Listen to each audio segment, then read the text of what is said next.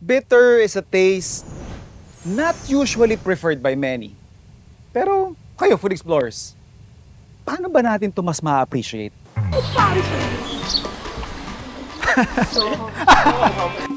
Pait baka mo. Dito niya ata linabas lahat ng pait niya sa buhay, guys. Kape, kokwa, palaya, inigtot. Hindi lang sila mapapait na inumin at pagkain. Sumasalamin sila sa ating pagkakakilanlan at mayamang pinagmulan. So we are the 16th farmer in the world to be designated an heirloom variety noong 2019. Tapos usually po, Sir Maki, sa isang puno, mga ilang piraso ng bunga ang kaya niyang i-produce? Sa estimate ko siguro kaya niya magbigay hanggang mga 50 piraso. 50 piraso. Muli tayong maglalakbay para ibida ang lasa na may malalim na koneksyon sa ating kultura at may malaking ambag sa hinaharap ng ating ekonomiya. Tonight, let's discover why bitter is also better.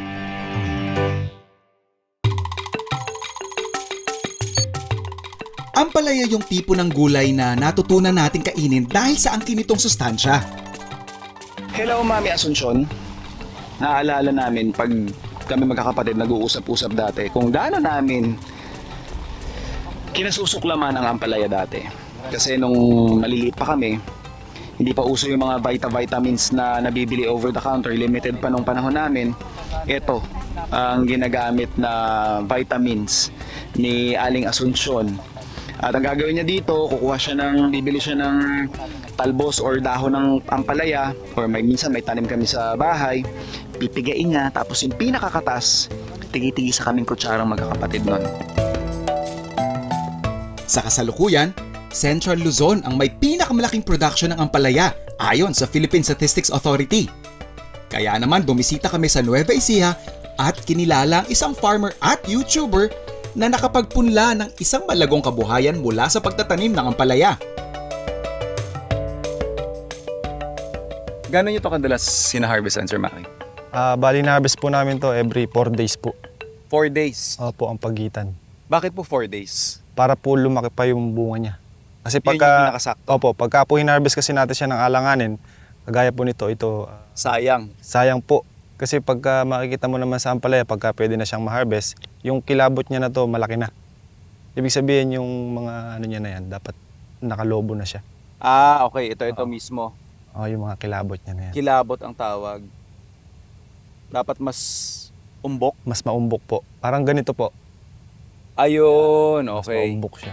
So ito, pwede na tong harvest. Sa pag-aalaga, sir, ng ampalaya, may usual ba kayong pesteng nakakalaban? Meron po, marami po. Parang ito. Yan, kagaya po niyan, natusok po yan ng fruit fly. Kung tawagin po namin, putakte. Once na tinusok po niya, mag-iiwan na po siya ng mga uod sa loob. Kaya naninilaw po siya. So ito, pamula buto hanggang sa matapos yung season niya, gaano po katagal inaabot? Kadalasan po inabot po ng 5 to 6 months. 5 to 6 months. Mula, Naka-life cycle. opo, yun na po yung pinaka-life cycle niya. Ano po ito? Pagka-harvest, hindi na pwedeng patubuin ulit, gano'n? Pagka-harvest po niya, hanggang 15 harvest lang po kami. 15. 14, 15, mga ganyan po possible. Tapos usually po, Sir Maki, sa isang puno, kagaya nitong nakikita natin, mga ilang piraso ng bunga ang kaya niyang i-produce Marami po, sa 5 to sir. 6 months. Marami po. Sa estimate ko siguro kaya niya magbigay hanggang mga 50. 50 piraso? 50 piraso. O, More or less po yun. More or less po yun sa 50. Ito po yung grafted. Ibig sabihin po, yung pinakapuno po niya, hindi po ampalaya. Patola po yun. Kaya pala iba yung... Nakadugtong lang po yung ampalaya. Bakit po? Kasi parang ang ano dito sa amin kasi, sumikat na yung grafted na yan kasi mas malakas siya mamunga compare sa buto. Ganun po siya. Okay. So yun na yung bagong technique ngayon. Ngayon ko lang nalaman yun Pag bibili ka po, di ba, ng puno ng ampalaya, minsan makikita mo may mga bulaklak na. Apo, Advisable ba yun na patuloyin yung bulaklak na yun, yung bunga na yun? pwede naman po. Check niyo po yung bibili yung punla o binhi. Pag halimbawa tubo na po siya, iangat niyo po siya sa tray. Okay. Makikita niyo po yung ugat niya, kailangan puting-puti. Oo. Ibig sabihin po nun, healthy po yung Yung punla niya. Yung punla niya. Nasa Lucky Farm pa rin tayo ni Sir Maki dito sa Nueva Ecija. At oras na para ipagluto ko kayo ng isang putahe na talaga namang kukumbinse sa mga hindi kumakain ng ampalaya.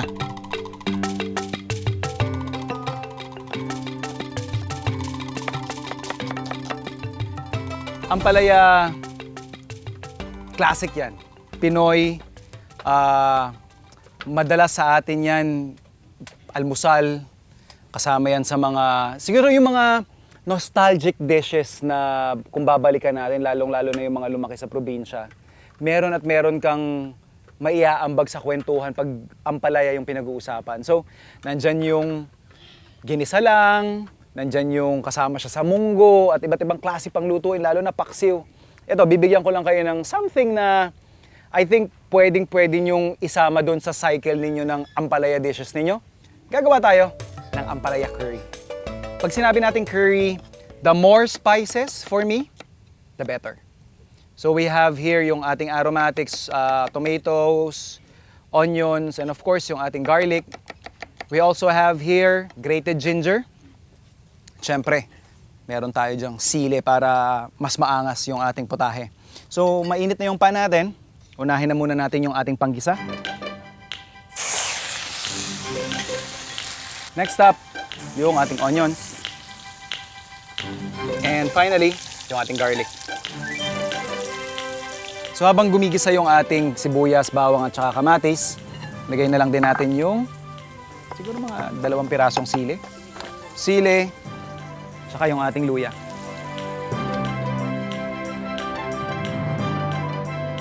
And then, yung ating cumin powder.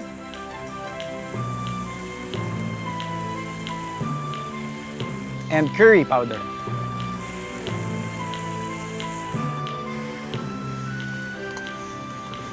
And then, yung ating gata. Then we'll just season this with some fish sauce and brown sugar.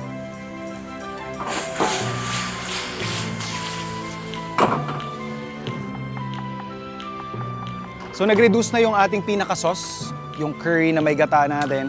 Pinalalaputan ko muna ito bago ko i-totally transfer yung ating ampalaya.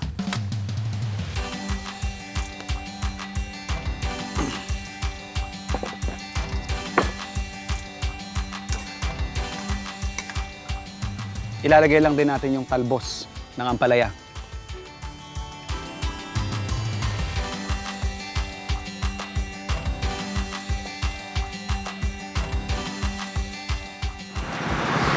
Kung mayahamunin kang kumain ng isang mapait na putahe, hindi ka ipahihiya ng mga Ilocano. Sa katunayan, meron isang putaheng Ilocano na susubok sa tibay ng iyong dila at tatag ng iyong sikmura. Dito sa Pangasinan, tinayo namin ang eatery ni Tatay Itong sa loob ng Balungaw Hilltop Adventure. Ang mga bisita rito ay napapalaban sa kainan kapag hinainan sila ni Sir Barlito ng kanyang kinigtot. Pag sinabi ba natin kinigtot, ano bang ibig sabihin nito? Ibubuhusan natin ng ano yan, ng yung ano ng pinespos. Yung pespes. So sibuyas, konting bawang. Pag pespes tayo itong cut, ito yung nasa intestine po ano. Pag nagpapapaitan kasi yung ibang mga Ilocano, syempre parang substitute na ginagamit namin is yung apdo. Pero in fact, talaga pag sinabi mong papaitan or ito yung variation is kinigtot, yung paspas talaga yung kailangan kasi yung apdo, masyadong matalas yung pait niya. Ang talagang ginagawa natin dito, Sir Itongkat, yung sauce yung niluluto natin. Saka ibinubuhos doon sa pinakakarne. When. So, ang sinasabi ni Tatay Itong na buhay is yan, pag kita mong raw na raw pa siya. So, kailangan daw ulit-ulitin yung proseso na yon hanggang sa mag-grayish na siya. Wah! Naala ko.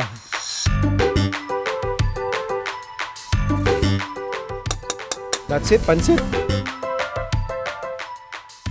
Yung pait nung paspas, tapos yung bite nung ating sibuyas na hilaw, tapos yung timpla ni Sir dito na kwan. Simple lang. Asin paminta lang to, Sir, no? Parang considered half-cook yung ating meat. Malambot na malambot pa siya.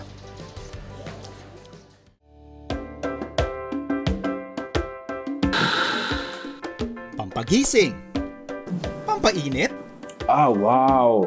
pampahappy. Whether mag-isa o may kasama, drink of choice ng marami, kape. Ang inuming may taglay na pait, ngayon ay mabibili mo na sa iba't ibang specialty concoctions. Gumagamit din tayo ng iba't ibang technique, brewing methods, para mas lumabas yung natural, unique flavor ng local beans natin. Look at that. Doon yung craft beer sa ilalim. Liberica from Batangas. Ah, wow! Oo, ramdam na ramdam ko talaga yung coffee and beer that complements with one another. Sarap nito. Ang siphon is we boil the water. When it reaches a certain temperature, binabacuum siya paakyat, hinihigop ng upper chamber. Then once nasa taas na siya, we mix the coffee inside. Then slowly stir. Then hintayin lang natin siya for 2 to 3 minutes before turning off the fire. Then pag pinatay natin yung fire, the coffee from the upper chamber goes down back to the lower chamber. Then that's the time we pour it over sa either a glass of ice or a hot glass para i-serve siya sa customers.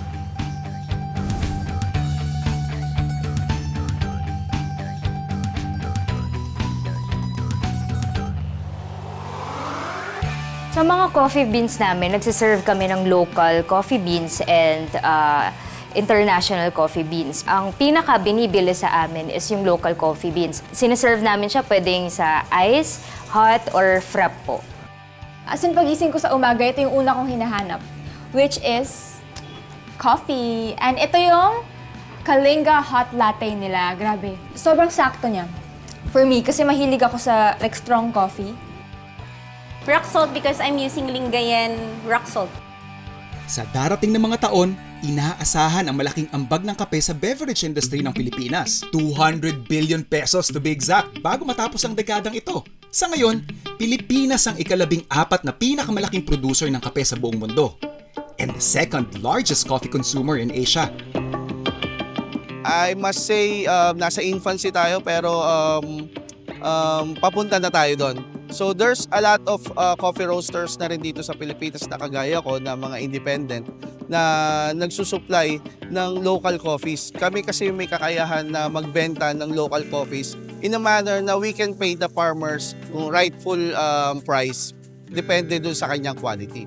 Kahit may namamayagpag na career si Mark abroad, nagbalik siya sa Pilipinas para ibahagi ang kanyang kaalaman bilang coffee roaster, teacher, and entrepreneur. Ang coffee kasi, trinit natin, parang normal drink lang. Pero actually, there's more to it. Marami pang varieties na pwede nating matanim dito sa Pilipinas and also ma-process ng maayos. Meron tayong 4 na varieties ng kape. Arabica, Robusta, Excelsa, and Liberica. Magkakaiba ang pinagmulan ng mga ito at bawat isa ay may taglay na distinct flavor profile. Arabica at Robusta ang karaniwang matatagpuan sa mga coffee shops. Ang sabi nila, kaya kang ipagtanggol ito hanggang 3 araw. True yun. It's actually made from gingo o beans from Misamis Oriental, o diba? So, kapag gusto mo magising, pag gusto mo mabuhayan, this is your go-to. Matapang siya, yung tipong kaya kang ipaglaban. I like it. I really like it. Kami as a coffee roasters, dapat binibigay namin yung transparency sa mga Pilipino, sa mga drinkers, kung ano yung coffee, saan galing, hindi lang yung brand namin, pati yung farmers dapat ipakilala namin.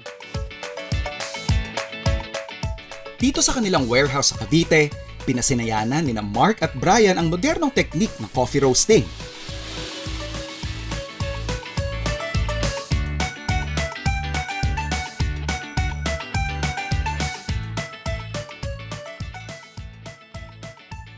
Para naman sa mga gustong maranasan kung paano ang tradisyonal na paggawa ng kape, you can always go back to basics at Amadeo Artisano Coffee Farm.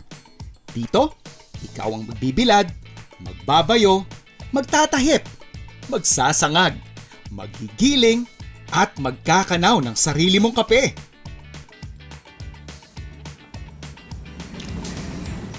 Kasabay ng paglago ng coffee culture sa Pilipinas, Pangarap din ni Mark na maibigan ng mga Filipino ang isa pang produkto na patuloy niyang dinedevelop. Yung cascara, it's a skin of coffee cherry. So yung skin niya, tinanggal siya, dinipulp siya dun sa pinaka-fruit. And then, drenay siya in a manner na ano dun pa rin yung kanyang sweetness. And also, maging tea siya. So we made tea out of it. Sa ibang bansa, yung mga top varieties ng Arabicas, yung mga nag-grade ng 90+, sila yung mga napipili na gawin siyang tea. Tata Predo is, the owners are friend of mine. And ako rin yung naging consultant nila sa coffee. So I believe that kapag nagtanim tayo ng marami, masusolusyonan yung sustainability dito sa Pilipinas ng kape. At may iwasan natin yung pagkuha ng kape sa ibang bansa. Ang pamilya Puentes Pina ang isa sa mga malalaking suppliers ng tsokolate dito sa Davao.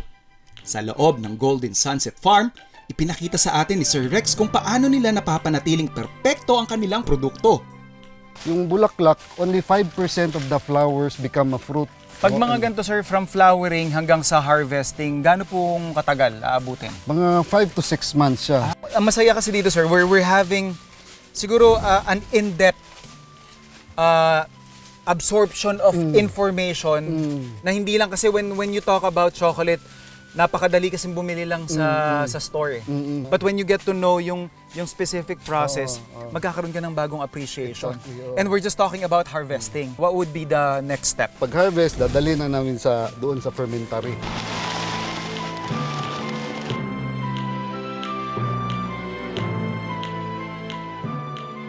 Yung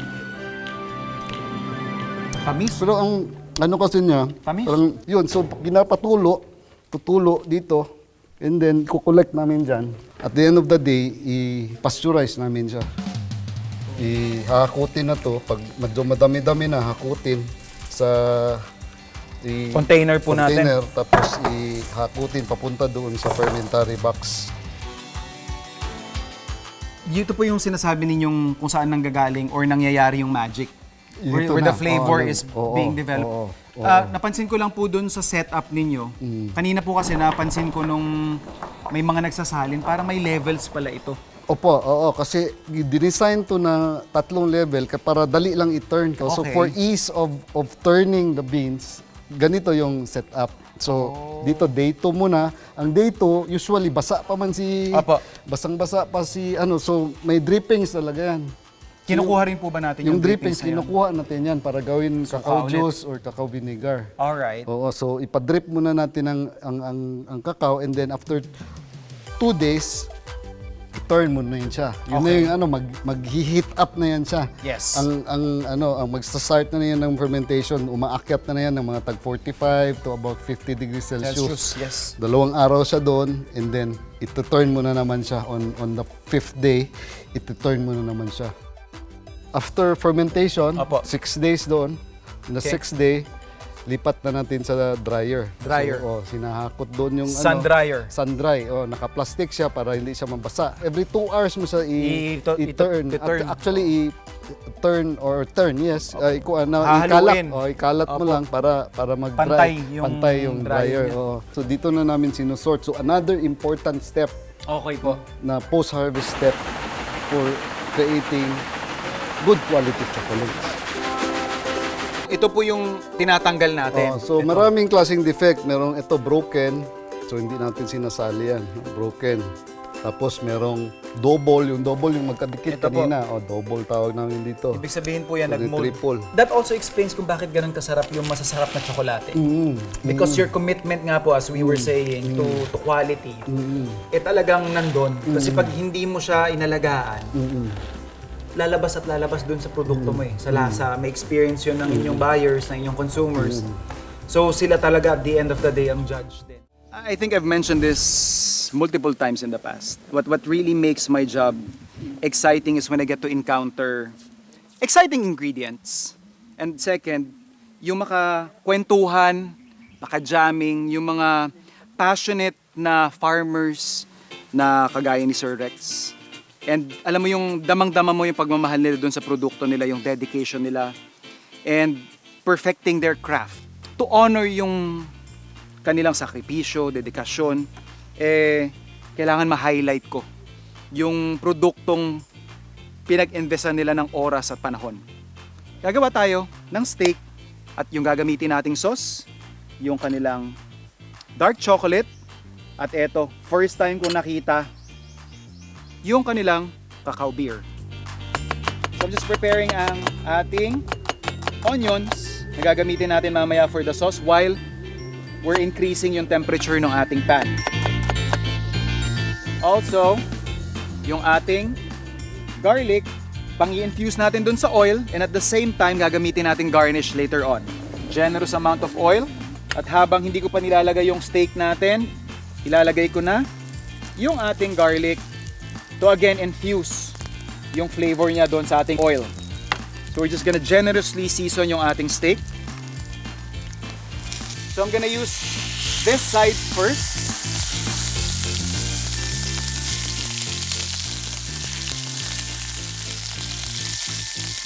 So ako, technique that I got from Heston Blumenthal is to flip it every 30 seconds.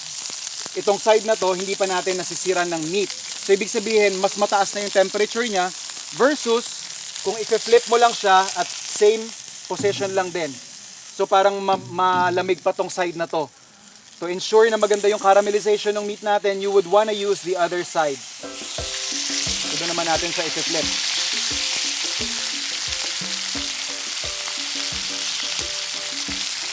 So this is the browning that you're aiming for. Kasi mabilisan lang ito.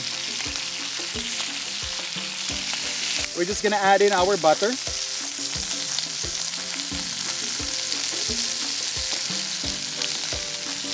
So at this point, kuha ko na by pressing yung ating meat. Papunta na ako sa medium rare. So at this point, tatanggalin ko na siya.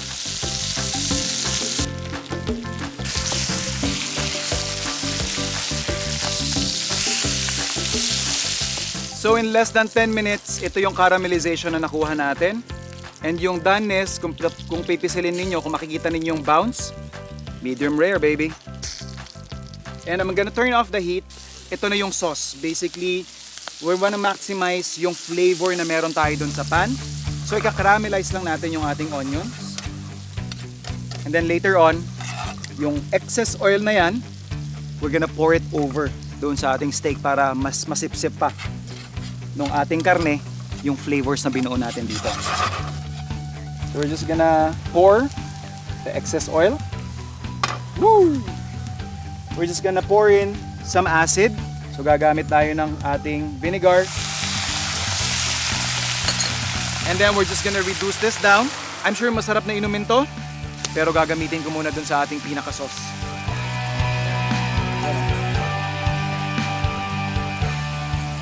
As you can already imagine, I'm going for a bitter kind of sauce. Yung bitterness from the beer, since na-reduce na siya, nawala na yung alcohol niyan, matitira dyan is yung fruity and bitter notes niya para ma-emphasize pa yung pait na gusto kong ilagay doon sa ating dish. I'm just gonna add in a few knobs of our dark chocolate na dito mismo nila pinroseso. And this is our sauce.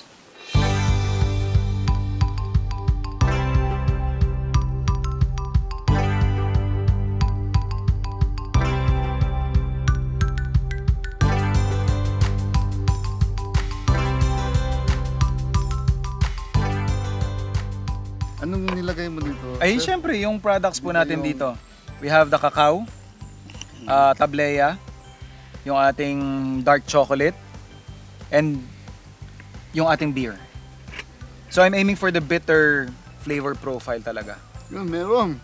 Winner. Lami kayo. Lami. Okay. Lami kayo. Ayos. Yep. Bitterness is a flavor that encourages us to go out of our comfort zones, na makita ang sustansya sa likod ng pait, at mahanap ang tagumpay sa anumang bagay na pinaghihirapan. Basta't patuloy kang nananalig sa iyong kakayahan at pangarap.